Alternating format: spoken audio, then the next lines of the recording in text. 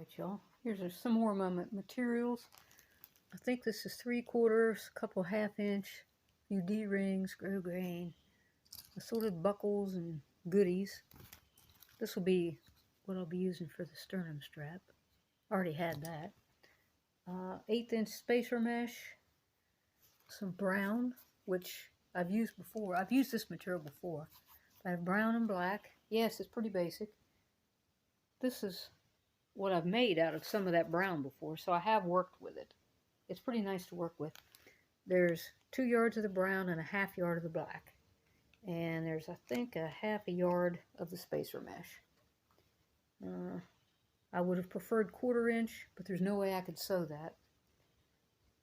I did check upstairs on my really old Singer machine, and maybe I can sew through the full layers of the straps, you know, the shoulder strap hip belt, with that machine. If not, I may have to sew by hand. Ciao. Good evening, y'all. Starting to prototype the hip belt, mostly because I needed to shorten it a little bit. Okay, this is the, there's no padding or anything in here, just some scrap material.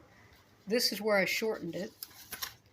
And this is where I drew the original pattern on another piece, cut it right here, and then shortened it 1.5 inches here, and then 1.5 inches here.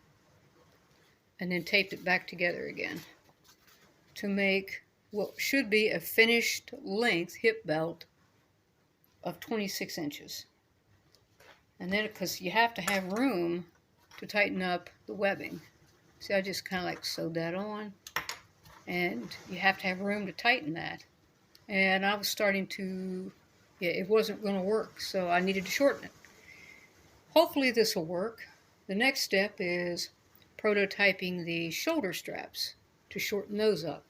Ciao.